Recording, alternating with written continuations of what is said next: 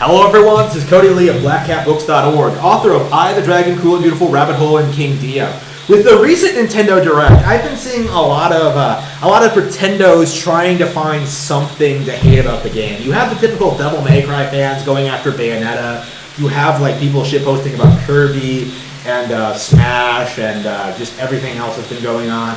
You have a lot of people like trying to desperately find something to hold against Nintendo, but the reality is that like Nintendo is winning the generation quite handedly. Like PlayStation 5 is never going to recover from this. Xbox is never going to recover from this. Like Nintendo is basically dominating the console industry now and forever, and I don't think that's going to change anytime soon. So what we've been seeing now, out of the desperation, is that like Sony fans or the Snoys are looking to the past to try and find something to hold against Nintendo. And the thing they're really trying to push right now, the thing they really want you to know, is that the N64 had no games. That's what they're trying to do, is that they're trying to attack Nintendo Switch Online by saying that like the expansion pack is not a good deal. Right? Like, I've seen Review Tech USA try to do this. I've seen, like, countless posts on 4chan. I've seen people, like, talk about, like, what the fuck is Winback? Who the fuck likes Dr. Mario? Like, lots of things like that, right? People don't want to admit that Nintendo is at the point now where their online service is the best in the industry. It stomps all over Game Pass. It stomps all over PS Plus. It has all of these classic games available for free and is constantly expanding with more. Like they're doing all this really great, engaging, cool stuff with their games, and nobody really wants to acknowledge or talk about it. But with the N64 coming, I think we're at the point where people cannot deny that Nintendo Switch Online is a good value anymore. With Super Mario 64, with Ocarina of Time, with all these 10 out of 10s, like there are like at least 3 or 4. Games in that N64 lineup that I would legit call a 10 out of 10, like Mario Kart 64, Mario 64, Ocarina of Time, and Sin and Punishment. Sin and Punishment, by the way, is hopefully going to get a lot more attention with this service. Really looking forward to that. Love Sin and Punishment. Like Nintendo Switch Online is going to be very popular going forward. Like the days of like trying to call it a bad service, saying it can't compete, they're over. Like people just cannot keep doing this. They cannot keep trying to tell you that like Xbox Gold is superior because like every month you're getting nothing but shit typically. Like you're getting like what, a Warhammer game, you're getting like games that you can easily buy on Switch. Like there's no value to Xbox Live Gold. Like the way that there's value to playing all of these Nintendo classics on one piece of hardware. Like, if you pay the subscription fee, like it's a big deal. That is very exciting.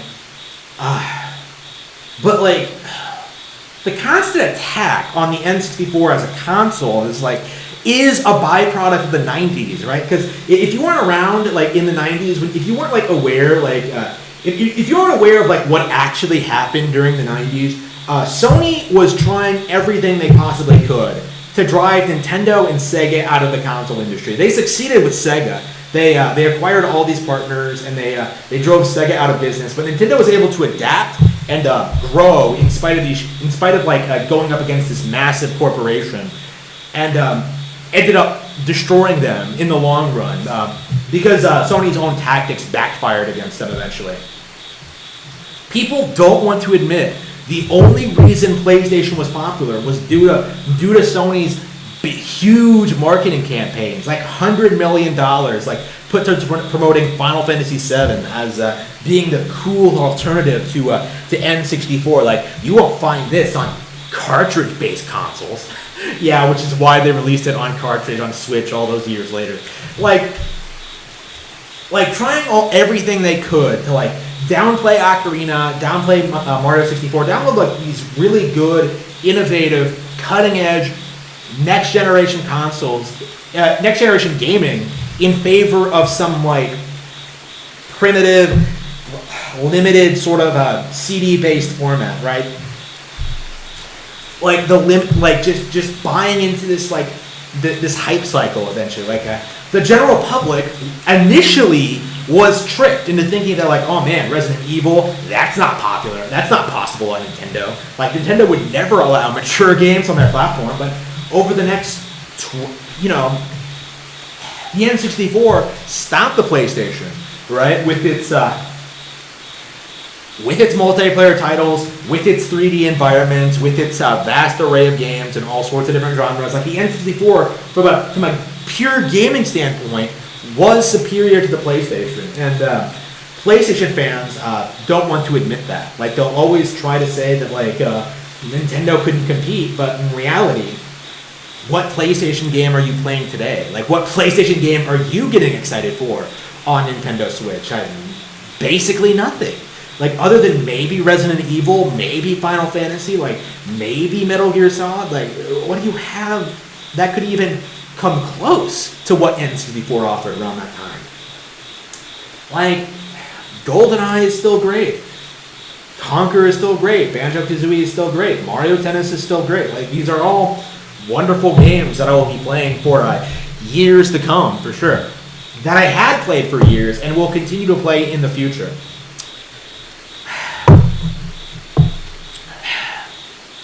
The fact that they're pulling this out now, the fact that they're trying to attack the N64, it shows how desperate they are. They're desperate to try to convince the public that Nintendo used to make mistakes, that they're a bad company, they don't know how to manage their business or consoles, and that it is inevitable that eventually they will decline into irrelevancy and PlayStation will reign supreme again. But it just isn't going to happen. Like not now, not ever. And I think with the release of this service, once people start experiencing some of the more niche games on Nintendo 64, like once they start experiencing stuff like, let's see, what's a good example? Let's see, Sin and Punishment, right? Like once they start experiencing stuff like that, like they'll really start to understand, like, wow, there's nothing on PlayStation that even comes close to what Nintendo was doing around this period. Like, not even close. Like, a whole generation of people who grew up with Star Fox 64 are going to be exposed to Sin and Punishment for the first time. Like, that's a big deal. You know what I mean? Like, that game is going to get a new legion of fans following this announcement. And I'm excited for that, but the Snoys, the Shills, they are not. And they need to be called out on their nonsense.